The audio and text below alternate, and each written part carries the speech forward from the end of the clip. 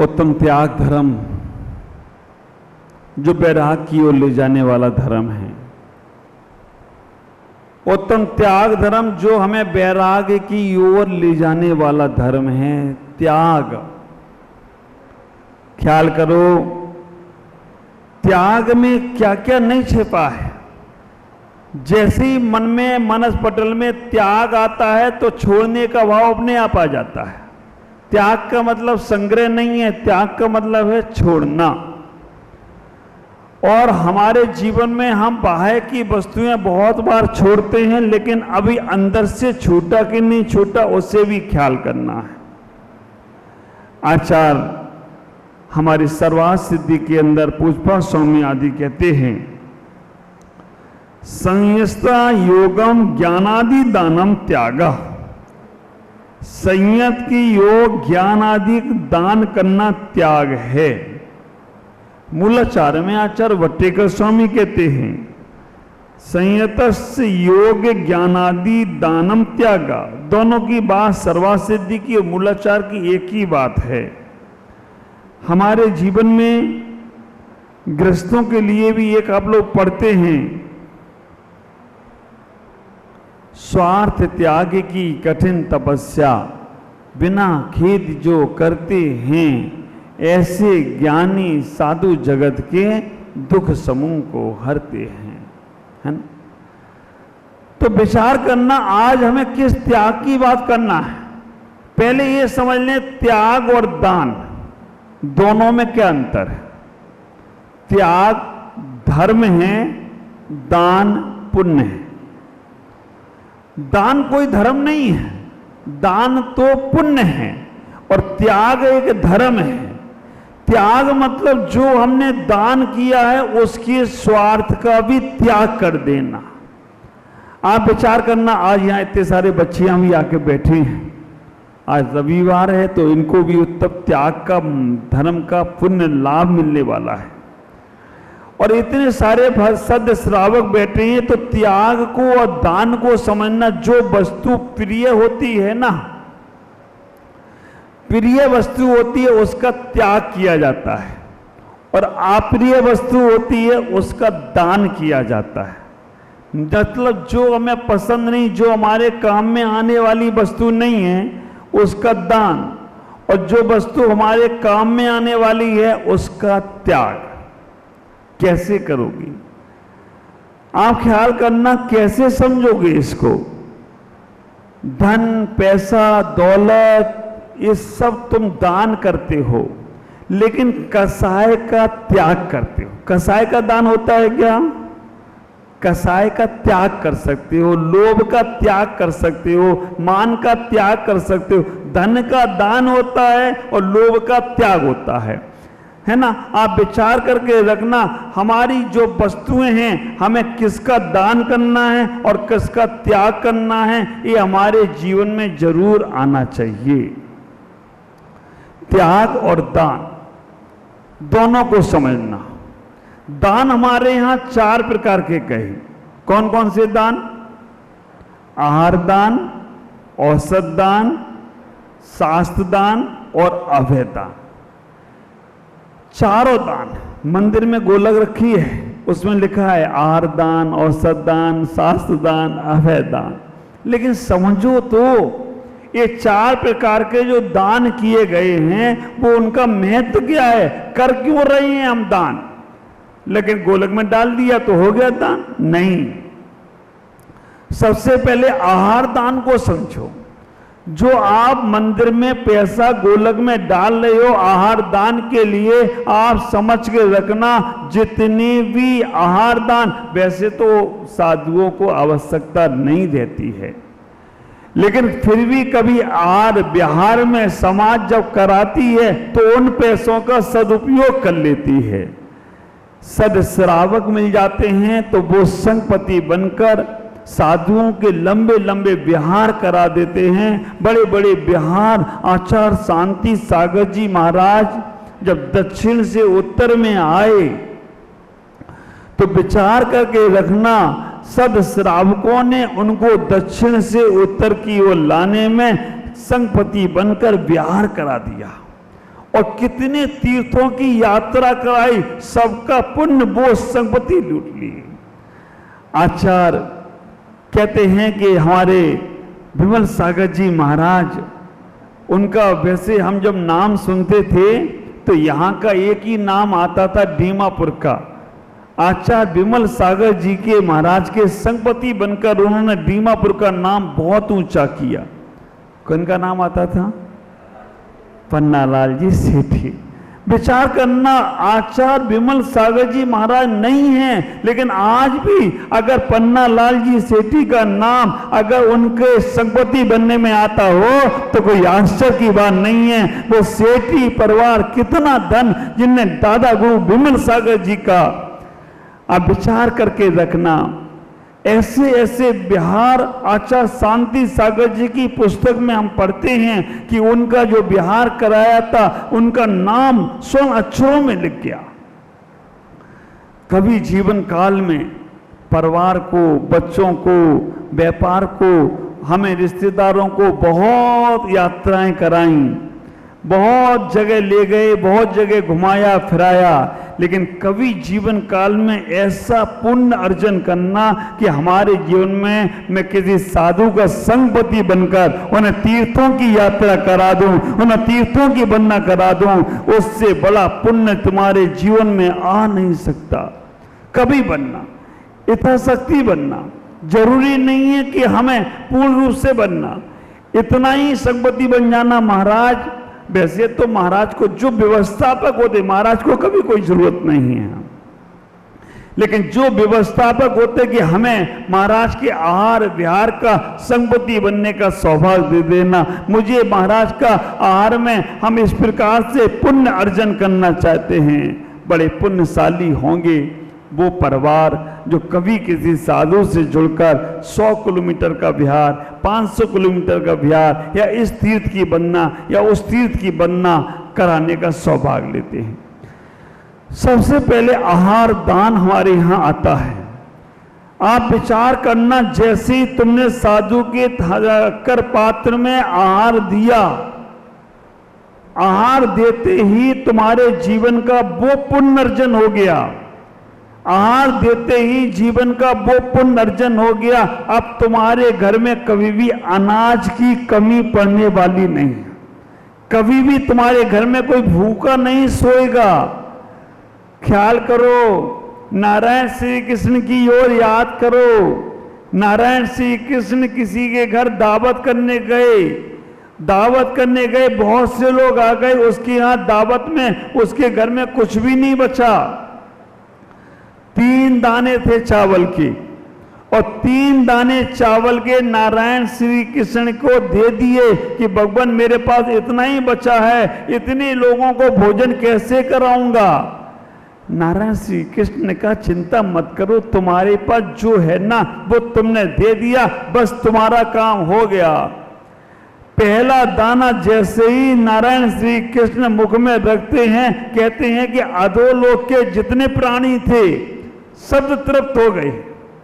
दूसरा दाना जैसे ही मुख में रखते हैं, मध्यलोक के जितने प्राणी थे सब तृप्त हो गए। और तीसरा दाना मुख में रखते हैं तो ऊर्ध्वलोक के सब प्राणी तृप्त हो गए। तीनों लोगों का भोजन 3 दाने में कर लिया। ख्याल करना, ऐसा हमारा जिनागम कहता है। चक्रवर्ती जैसी सेनाएं भी उन मुनिराज के चौके में चली जाएं जहां चारण रिद्धिधारी मुनिराज का आहार होता है ना। चारण रिद्धिधारी मुनिराज का आहार जिस घर में हो जाए, उस घर में चक्रवर्ती की सेना पूरी की पूरी भोजन कर ले, लेकिन आहार की कमी नहीं पड़ती है। पूरी सेना का भोजन उस घर में, उस चौके में हो जाता है। आप ख्याल करना, कई बार आप लोग बोलते हो महाराज मेरे घर में साधु का आहार हुआ, 50 लोग और खा गए, उसी कटोरी, उसी का बेले से, उसी थाली में, उसी भगोनी में सामान बना, हमें कोई अलग से रसोड़ा बनाना ही नहीं पड़ा, 50 लोग और भोजन कर गए। तो जब आहार दान होता है तो उस वक्त वो संसार का ही नहीं, उसका वैभव बढ़ता है। आहार दान करते समय हमें दो विचार करना चाहिए। श्रावक को भी दो विचार करना चाहिए और साधु को भी दो विचार करना चाहिए। ख्याल करो, आहार तो देते हो लेकिन क्या विचार करना चाहिए ये पता नहीं है। आहार तो साधु लेते हैं लेकिन साधु को क्या विचार करना चाहिए ये साधु को मालूम होना चाहिए। साधु दो विचार करता है। जिसके घर में आहार लेने जाता है वहां दो विचार साधु करता है। पहला विचार करता है, हे भगवान कब तक मैं आहार लेता रहूंगा, कब तक मैं ये आहार लेता रहूंगा, मुझे क्षुधा का नाश हो, अब मुझे आहार नहीं करना है, बस शरीर चलाने के लिए आहार करना है। तो कर पात्र में आहार आता है। पहला साधु विचार करता है, हे भगवान कब ये आहार छूट जाए, पहला विचार। और दूसरा विचार साधु करता है, भगवान इस घर ने मुझे आज आहार दान दिया है, इसके घर में कभी अनाज की कमी ना पड़े, इसके घर से कोई भूखा ना जाए, इसके घर में हमेशा अनाज के भंडार है ना। साधु इतना दीजिए जिसमें आंगन कुटी छवाए और हम भी भूखा ना रहें और कोई भी भूखा ना जाए। पहला विचार करना साधु अपने लिए सोचता है, मैं कब तक आहार करूंगा, ये मुझे आहार मेरा कब छूट जाए। और दूसरा साधु सोचता है, हे भगवान इस घर ने मुझे आहार दिया है, इसके घर में कभी अनाज की कमी ना पड़े, इसके भंडार भरे रहें।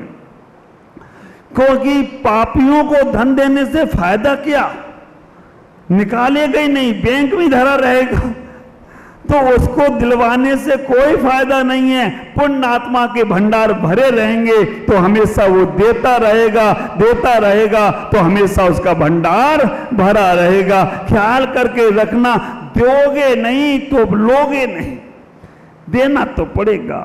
जिन तालाबों में पानी भरा रहता है ना, वो तालाब सड़ जाते हैं। साधु दो विचार करते हैं, श्रावक को भी दो विचार करना। श्रावक को दो विचार कौन से करना है? श्रावक को दो विचार ये करना है, आप विचार करके रखना, इसे जरूर अपने जीवन में पालन करना। पहला विचार श्रावक करता है, महाराज हम कब तक साधुओं को आहार देते रहेंगे, कब तक महाराजों को आहार देते रहेंगे, कब तक माता जी को आहार देंगे। हे भगवान मेरे जीवन में भी ऐसा पुण्य आए कि मैं भी कर पात्र में आहार ले सकूं, मैं भी मुनि बनकर आहार ले सकूं, क्षुल्लक एलक बनकर आहार ले सकूं, माता जी बनकर आहार ले सकूं। ऐसा पुण्य मेरा भी आ जाए, ऐसा भाव बनाओ। जब आएगा तब लेना, लेकिन भाव बनाओ कि मेरा भी पुण्य आए और मैं भी ऐसा, क्योंकि ये पर्याय है ना, ये अंतिम है। इस संसार में इस पर्याय के बाद कोई दूसरी पर्याय आने वाली नहीं है। व्यापार बदल सकते हैं, परिवार बदल सकते हैं, रिश्ते नातेदार बदल सकते हैं, लेकिन संत बनने के बाद कोई और परिवार, कोई और व्यापार बदल नहीं सकता। एक ही परिवार, अंतिम अवस्था। तो मन में जब साधु को आहार दो तो ये विचार भावना बहाना कि मुझे भी ऐसा पुण्य मिले। हमारे शिखरचंद जी 10 साल से आ रहे हैं, अब मन्ना लाल जी का नंबर लगाना है। बीच का मैदान तो साफ है, समियाना गायब है, कनातें रह गई हैं, देख लो आप। अब कनातें निकल गई तो काम हो जाएगा उनका भी। फिर बाद में जब वो दीक्षा ले लेंगे, उनके पिता ने दीक्षा ली है। आप विचार करके रखना, आगरा का ऐसा परिवार है कि उनके पिता ने दीक्षा ली और उनको भी आगे बढ़ना है, ऐसा भाव बनाओ। राजन जी भी फिर बाद में चौका लेके आ जाएंगे, शिखर संजी तो सगवती बन जाएंगे उनके परमानंद की, चलो तुम चलो तो मैं तुम्हारा, क्योंकि उन्हें भी इसी मार्ग में आना है। जितने मेरे यहाँ भव्य श्रावक बैठे हैं उन्हें आज नहीं तो कल इसी मार्ग को चुनना है। 10-10 साल से, अब मेरे सुमित प्रकाश जी कितने साल हो गए, इटावा 2011 में गया था, 11 से आज 24-13 साल हो गए। आप विचार करना, ये सभी वो त्यागी तपस्वी हैं जो आगे बढ़ना चाहते हैं। बहुत से लोग हैं, पुण्य साथ नहीं दे रहा है, समय शिखर में मुझे 8-10 लोगों ने श्रीफल चढ़ाए थे, अब मैं जल्दी से जल्दी घर का त्याग कर देंगे। अभी भी 2-4 हैं, ब्रह्मचर्य वाले दिन लेने वाले हैं संकल्पो कि हम महाराज 2 साल में घर छोड़ेंगे, 5 साल में छोड़ेंगे, हम 10 साल में छोड़ेंगे। ऐसा भाव बनाओ और आपने भाव बना लिए, घर नहीं छूटा, घर में ही मरण हो गया, लेकिन वैसा पुण्य लगना शुरू हो जाएगा, आपका भाव दशा बदलना शुरू हो जाएगी। त्याग, विचार करना। श्रावक को एक विचार ये हमेशा करना है कि हमें ऐसे करपात्र में आहार करने को कब मिले। ये हमारी बच्चियां बैठी हैं, बेटा संसार देख लेना एक बार खूब, संसार के लोगों को देख लेना, अभी उस कीचड़ में नहीं फंसे तुम तो ऐसी प्रीति श्री जैसी माता जी बन गई तो तुम्हारा कल्याण का, तुम्हारा ही नहीं तुम्हारे परिवार का भी कल्याण होगा। और नहीं तो देख लेना, हाल देख लेना, संसार के सब उसी झंझट में पड़े हैं। एक बार मन बना लो, हमें अच्छे मार्ग पे जाना है, बुरी चीजों का त्याग करना है, विचार करना। दूसरा विचार श्रावक को करना है, हे साधु के करपात्र में आहार दिया है ना, साधु के करपात्र में आहार दिया, इनका ये आहार रत्नात्रय की साधना में सहयोगी बने, इनके ज्ञान ध्यान में सहयोगी बने, इनकी तपस्या में सहयोगी बने। आप लोग, कई लोग बोलते भी हैं महाराज मन शुद्धि, वचन शुद्धि, काया शुद्धि, आहार जल शुद्ध है, आपकी रत्नात्रय की साधना के लिए हम आहार दान करते हैं। विचार करना। तो आपको 2 विचार साधु सोचते हैं। पहला विचार साधु लेते हैं कि भगवान कब मेरा ये आहार छूटे, और भगवान जिस घर ने मुझे आहार दान दिया है उसके घर में आहार के भंडार कभी कम नहीं होना चाहिए। दूसरा साधु सोचते हैं, श्रावक सोचते हैं, हे भगवान हम कब कर पात्र में आहार लें, और दूसरा हमारा यह आहार साधु के रत्नात्र में काम होना चाहिए। आहार दान चारों दानों में श्रेष्ठ है, क्योंकि जब आहार दान देते हो ना तो वो आपके साधु के ध्यान सामायिक में काम आता है, स्वाध्याय में काम आता है, प्राण रक्षा में काम आता है। तो शास्त्र दान भी हो गया और आहार अच्छे से हो गया तो औषध दान भी हो गया, और औषध दान के बाद में जब उनके प्राणों की रक्षा हो रही तो अभय दान भी हो गया। लेकिन फिर भी चारों दान अलग अलग समझ लो। शास्त्र दान अपने उन बच्चों से जरूर शास्त्र साधु को भेंट कराओ जिन बच्चों की बुद्धि कमजोर है, स्मरण शक्ति कमजोर है। शास्त्र जब लो कहो बेटे के हाथ लगाओ कि महाराज को भेंट करो। ख्याल करना, आहार दान में राजा श्रेयांस प्रसिद्ध होते हैं। राजा श्रेयांस भगवान आदिनाथ को जब 6 महीने के उपवास के बाद आहार नहीं मिला, 6 महीने का उनका विधि नहीं मिली, 12 महीने बाद राजा श्रेयांस के यहाँ आहार हुआ। राजा श्रेयांस और श्रीसेन राजा भी नाम आता है कहीं कहीं, उनके आहार हुआ तो देवताओं ने राजा श्रेयांस की जय बोली, राजा श्रीसेन की जय बोली। आज भरत चक्रवर्ती कहते हैं, राजा श्रेयांस कहते हैं कि आदिनाथ भगवान खड़े हैं और उनके सामने तुम मेरी जय बोल रहे हो। उनने कहा आज तुम्हारे यहाँ घर पर भगवान भी हाथ जोड़कर खड़े हैं, हाथ फैलाकर खड़े हैं, इसलिए तुम्हारे आहार दान की अनुमोदना करता हूं और तुम्हारी ही जय जयकार करता हूं। जो तीर्थंकर को आहार दान देते हैं, पहला आहार दान वो एक भव अवतारी होते हैं। महापात्र, सुपात्र, कुपात्र, अपात्र, तीर्थंकर महापात्र हैं। मुनिराज त्यागी वृत्ति सुपात्र हैं, मिथ्या दृष्टि कुपात्र है, और अन्य जो जीव हैं वो सब अपात्र हैं। हमें अपने जीवन में सम्य दृष्टि को आहार दान आदि देना चाहिए। दूसरे नंबर पर बच्चों से शास्त्र दान कराओ। शास्त्र की प्रभावना कराओ। आप विचार करना, शास्त्र के दान की अनुमोदना करो। हमारे गुवाहाटी यही दीमापुर के शिखर चंद जी बैठे हैं, आप विचार करके रखना, इनको मालूम पड़ा कि महाराज का कोई पुस्तक छपना है।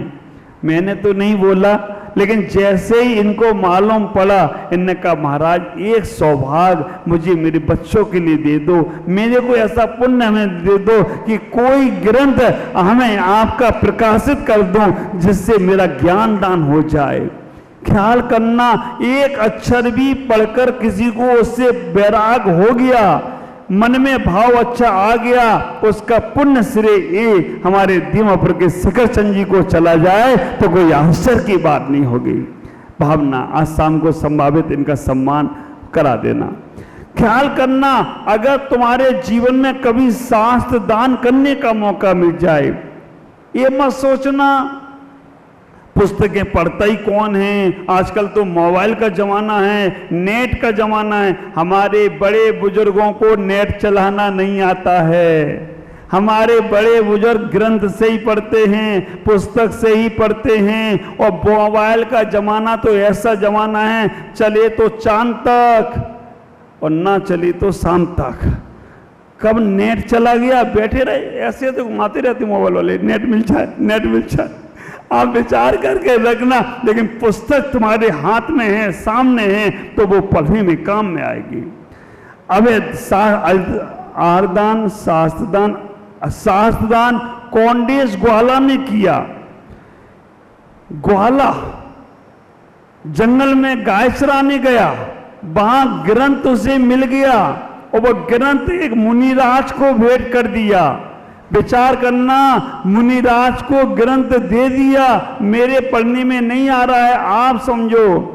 और वो कोंडेज ग्वाला अगर कुंद आचार हो गए हो तो कोई आश्चर्य की बात नहीं है। एक शास्त्रदान देने से ख्याल करो, जब कभी जीवन में मौका मिले ऐसा पुण्य जरूर लूट लेना। तीसरे नंबर पर है औसत दान। आहारदान, शास्त्रदान, औसत दान। औसत दान में विशल्या प्रसिद्ध हुई।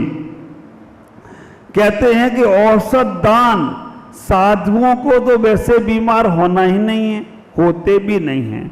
औसत दान से नारायण श्री कृष्ण को तीर्थंकर प्रकृति का बंध हो गया। होता तो भगवान के पादमूल में ही है, लेकिन कहते हैं नारायण श्री कृष्ण ने औसत दान कैसे किया। मुनिराज के पास गए, हरवंश पुराण में ये कथानक आया है। मुनिराज के पास गए और कहा कि मुनिराज बड़ा अस्वस्थ थे। मुनिराज से पूछा, महाराज आपके अस्वस्थ के लिए कोई दवाई, कोई रोग की इलाज? उन्होंने कहा कुछ भी नहीं। मालूम था कि मुनिराज कितने भी बीमार हों लेकिन अपने लिए दवाई नहीं बताएंगे, औषधि नहीं बताएंगे। उन्होंने एक माध्यम से पूछा कि भगवान ऐसा कोई, और मुनिराज को सारी औषधियों की जानकारी थी। पूछा कि महाराज कभी कोई ऐसा बीमार व्यक्ति हो, उसके लिए ऐसी कौन सी दवाई होगी इससे इसकी बीमारी ठीक हो जाए? विचार करना, मुनिराज ने सहज बता दिया। और सहज बताने के बाद अब वो दवाई लेकर जाएं तो ख्याल करना बोलेंगे नहीं, कौन से चौके में पड़ेंगे मालूम नहीं। मुनिराज के लिए उन नारायण श्री कृष्ण ने औषधि के लड्डू बनवाए और वो औषधि उसमें रखवा के दवाई के रूप में दे दी और हर चौके में 2-2 लड्डू पहुंचा दिए कि महाराज कैसे भी महाराज को औषधि पहुंच जाए। जिस घर में मुनिराज पहुंचे वहां उनको वो लड्डू औषधि के रूप में मिल गए तो उनकी साधना और अच्छी हो गई। और उनकी साधना में वैसे तो मुनि को कोई विकल्प आता नहीं है, लेकिन फिर भी विकल्प आए उसके पहले उन्होंने इलाज कर दिया। औसत दान है ना। मुझसे बहुत से लोग बोलते हैं महाराज जी आशीर्वाद दो हम भी औसत दान कर सकें। मैं कहता नहीं दूंगा। तुम्हारे आशीर्वाद देने का मतलब है कोई महाराज को बीमार कराना, तो हमें ऐसा काम नहीं करना। हाँ, कभी कभी कोई महाराज को अगर औषधि की आवश्यकता पड़ जाए, आप उन्हें अच्छे से तरीके से आहार आदि करा दें, जिससे उनका इलाज स्वास्थ्य अच्छा हो जाए। चौथे नंबर पर अभय दान है। अभय दान का मतलब केवल भवन बनाना नहीं है। अभय दान का मतलब है कि मुनिराज के साथ चलना फिरना, मुनिराज की चर्या में सहयोगी बनना। जब कभी महाराज का विहार होता है, जब कभी महाराज स्वाध्याय करते हैं, जब कभी महाराज कोई और काम करते हैं, उसमें उनके सहयोगी बनना भी अभय दान है। उनकी आज्ञा का पालन करना भी अभय दान है। आप विचार करना, हम चारों प्रकार के दानों को लेकर चलते हैं। अभय दान में सूअर प्रसिद्ध हुआ, शुकर प्रसिद्ध हुआ, इंसान नहीं हो पाया। कैसे? मुनिराज जंगल में साधना कर रहे हैं और एक सियार उनकी ओर झपट रहा है। जैसे ही सियार झपटता है, वो सूअर सामने आ जाता है और वो सियार से लड़ने लगता है, सियार को दूर भगा देता है। और वो अभय दान में वो सूअर का नाम रतनकांत साबकाचार्य में आचार्य समदवत स्वामी लेते हैं।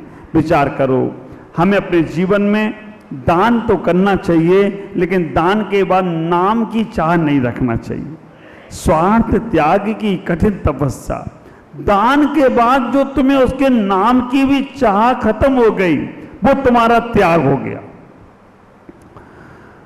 अब स्थितियां कहाँ क्या होती हैं, वैसे यहाँ है तो मालूम नहीं, पंखे पे नाम तो नहीं है, नहीं है, बिजली के बोर्ड पे नहीं है, नहीं तो कई जगह क्या होता है, दान करने के बाद वो नाम लिखवाते, और जब पंखे पे नाम लिख गया तो क्या होता है, अब जो आता है उसे घुमाता रहता है, दबाया और घूम घूम घूम घूम घूमता रहता है।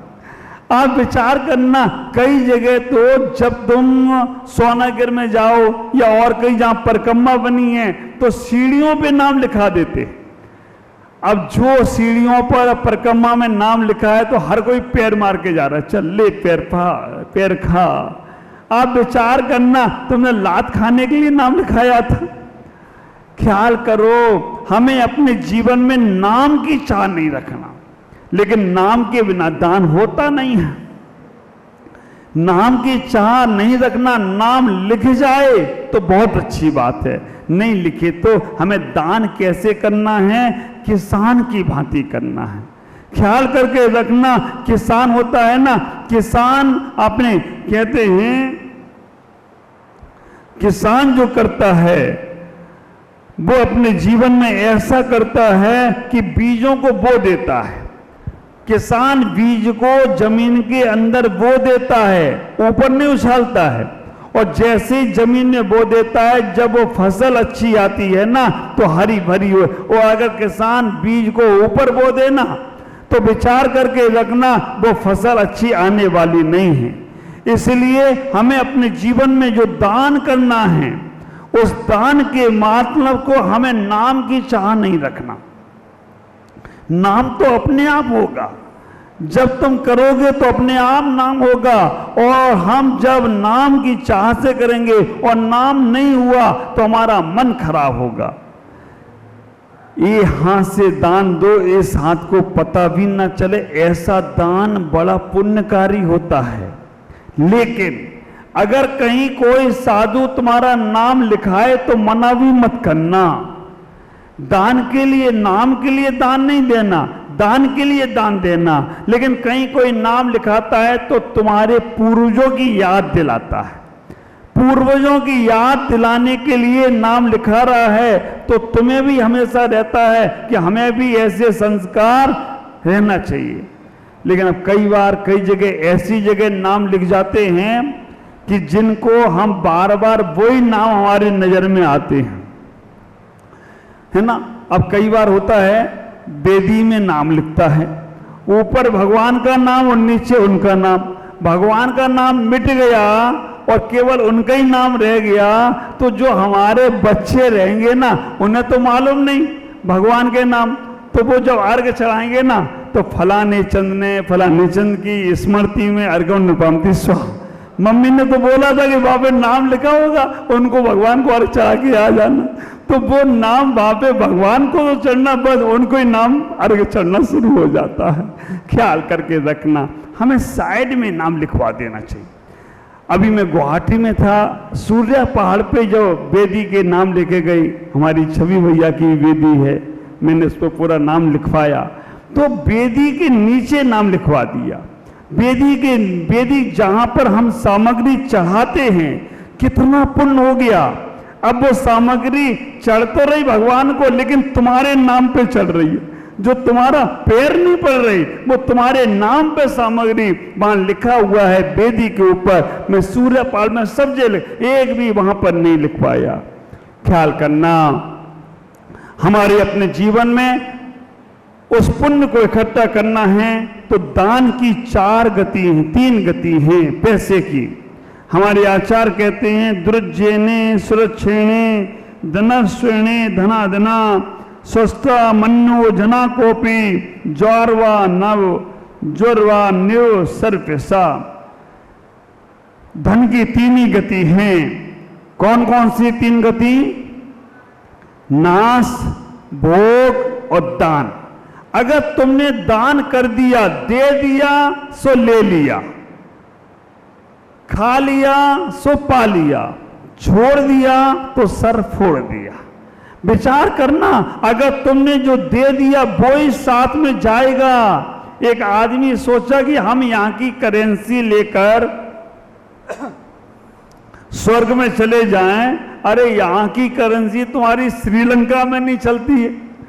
आप विचार करके रखना, यहां की करेंसी तुम्हारे अमेरिका में नहीं चलती है, तो स्वर्ग में कैसे चलेगी? अब वो चला गया, और जब अटैची वर्कर लेके गया ऊपर जाकर उसने कहा कि हमें भाई स्वर्ग के सुख भोग चाहिए, ये सारा धन वाला लेके आया। उन्होंने कि ये करेंसी यहां नहीं चलती है। क्या करते करेंसी चेंज करने को? एक्सचेंज। आप विचार करना, ये एक्सचेंज करके लाओ। उन्हें कहां होगा इसकी एक्सचेंज, कहां होगी? उनका जो भी धर्म स्थान है, जहां पे भी अच्छे कार्य हो रहे हैं, जहां पे भी पुण्य के कार्य हो रहे हैं, जहां पे भी अच्छे काम हो रहे हैं, वहां ये तुम धन जमा करा दो। पूरा का पूरा तुम्हें ऊपर जाके मिलता चला जाए तो कोई आश्चर्य की बात तो नहीं हो, लेकिन विश्वास ही नहीं होता है। मंदिर की गोलक में डालेगा, मिलेगा कि नहीं मिलेगा? हमने कहीं शिक्षा पे खर्च किया, मिलेगा कि नहीं मिलेगा? कहीं किसी स्वास्थ्य में खर्च किया, मिलेगा कि नहीं मिलेगा? ख्याल करके रखना, हमने अगर अच्छी जगह अपने धन का, पैसे का सदुपयोग कर लिया, वो तुम्हारा है, तुम्हें ही मिलेगा। और घर मकान तिजोरी भर भर के रख भी दिया, वो जिसके लिए रख दिया वो ही लड़ेंगे। कई बार लोग बाग बोलते, महाराज मैं अपने बच्चों के लिए कमा के जा रहा हूं। हाँ, क्यों? बच्चे कमाएंगे तो हमारे नहीं। पूत कपूत तो का धन संचय, पूत कपूत तो का धन संचय, पूत सपूत तो का धन संचय। अगर पुत्र तुम्हारा सुपात्र है, पुत्र तुम्हारा सुपुत्र है, वो अपने लिए पूरी व्यवस्था कर लेगा और सारी व्यवस्था कर लेगा। और अगर बेटा तुम्हारा कहीं कपूत निकल गया ना, तो विचार करके रखना, जो तुम छोड़ रहे हो ना, उससे वो तुम्हारा ही नाम खराब करेगा, तुम्हारा ही नाम। और अगर तुमने बेटे को, हाँ बेटे को देना है तो संस्कार दो, मंदिर में लेके आओ। आप विचार करना, बहुत से बार बच्चों को हमारे सामने ले लेके आने लग गए, है ना। हमारे तरुण भाई को भी हमारी छवि भाई ले आए कि महाराज इसको भी संस्कार दो। हमने कि चलो तरुण सागर मिले तो ये तरुण भी मिल गया, लेकिन अब उन बच्चों में संस्कार हो। अब हमारे महावीर भाई कल राहुल को ले आए। अब ये बच्चे जब आने लग जाएंगे, आज मेरे पास कमरे में यहां से मैं गया तो 20-25 बच्चों ने मुझे घेर लिया। मैंने बोला, मुझे महाराज आपसे संस्कार लेना है, हमें आपसे दीक्षा के संस्कार लेना है। मैंने कि मैं कभी दिया नहीं आज तक। बोला आज तक नहीं दिया तो महाराज आज तो दे दो। मैंने कि अभी नहीं। शरद पूर्णिमा को दूंगा। जिस दिन मेरी दीक्षा हुई उस दिन में वो संस्कार घर में रह के कैसे तुम जियो, घर में परिवार में व्यवस्था के साथ कैसे जियो। और तुम्हारी जिम्मेदारी अब मेरी जिम्मेदारी है, तुम्हें कोई बाल वांका भी नहीं कर सकता। अब तुमने कोई गुरु स्वीकार कर लिए। 20-25 बच्चे आ गई, 24 थे पूरी। मैंने चलो 24 तीर्थंकर तो हो गए, पूरे के पूरे 24 बच्चों ने आज खेल लिया कमरे में। मैंने कहा बस मेरी एक ही भावना है, यहाँ का हर घर का बच्चा वो संस्कार ले, गुरु से एक बार संस्कार ले कि हमें कैसे जीवन जीना है। अभी महिलाओं को नहीं दूंगा, बच्चियों को भी नहीं दूंगा, केवल युवा साथियों को संस्कार दूंगा। एक दिन ऐसा रहेगा, हाँ, जिनके अपने बच्चे हैं, अपने भाव बनाओ बच्चों को, बेटा एक बार गुरु से संस्कार ले लो, बाकी की गुरु की जिम्मेदारी है। अब तुम्हारी नैया कैसे पार करना है, विचार करना, अपने जीवन में इतना ही सोचने का प्रयास करना कि हमारे पास जो भी है उसका सदुपयोग करो। क्योंकि अगर हम अर्जन ही अर्जन करेंगे, विसर्जन नहीं करेंगे तो कुछ नहीं होगा। एक छोटा सा उदाहरण देकर अपनी बात पूरी करता हूं, शेष चर्चा शाम करूंगा।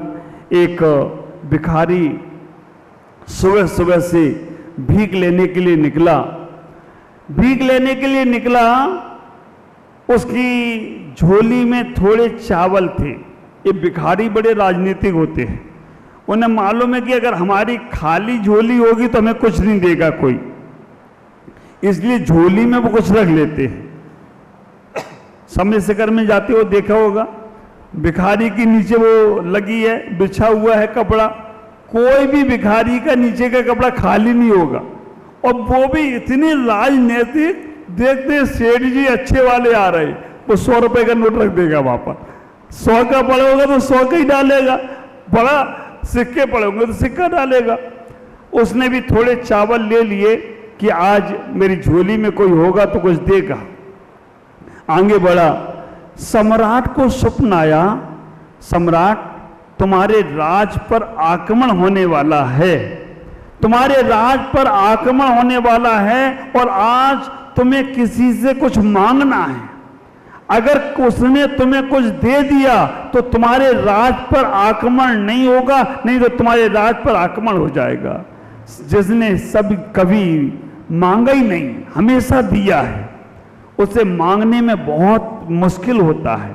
यही हालत मेरी है, मैंने हमेशा दिया ही दिया है। मेरे पास कोई सामान रख जाए, रख आने की देरी है, बांटने में देरी नहीं लगती, फटाफट बांटना शुरू, जो आ जाए जैसा आ जाए संभाल कर नहीं रखता। लेकिन मांगना मुझे बाप रे 100 बार सोचना पड़ता है कि मैं कैसे बोलूं कि नहीं बोलूं, सामने वाला क्या सोचेगा, कहीं बुरा ना मान जाए, कहीं हमारी निंदा आलोचना ना करे कि महाराज भी पैसा मांग रहे हैं, महाराज भी सामान मांग रहे, मुझे नहीं चाहिए भैया, मैं राजा बन के जी रहा हूं, राजा बन के ही रहना है। वो राजा ने भी ऐसा ही किया, लेकिन प्रजा को बचाना था, प्रजा को बचाना था तो राजा ने कहा कि मैं मांगूंगा।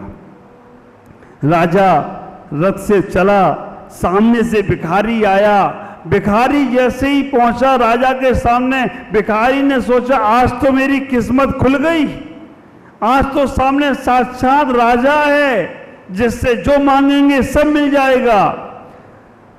और वो भिखारी सोच रहा था कि राजा का रथ रुक जाए, और रुक गया राजा का रथ। अब भिखारी जो के मजा आ गया, और भिखारी जैसे ही कुछ मांगता, राजा ने ही उससे कुछ मांग लिया। राजा ने कहा जो तुम्हारी झोली में है वो मुझे दे दो। भिखारी आंख मलता है, मैं राजा के सामने खड़ा हूं या भिखारी के सामने? मैंने तो सोचा था कि राजा मुझे कुछ देगा, लेकिन ये राजा ही मांग रहा है मुझसे कुछ।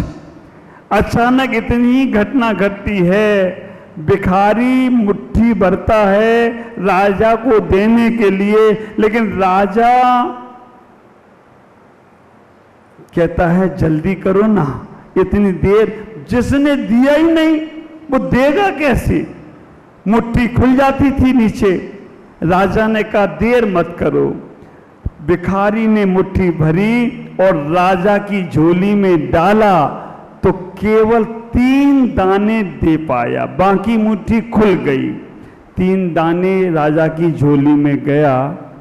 आगे क्या हुआ शाम को बताऊंगा, आज इतना ही करूंगा। आगे क्या हुआ शाम को चर्चा करूंगा कि उसका क्या होता है। त्याग वाला दिन है, आप त्याग के जीवन को जीने का प्रयास करें। आज इतना ही। ओम नमः जय गुरु।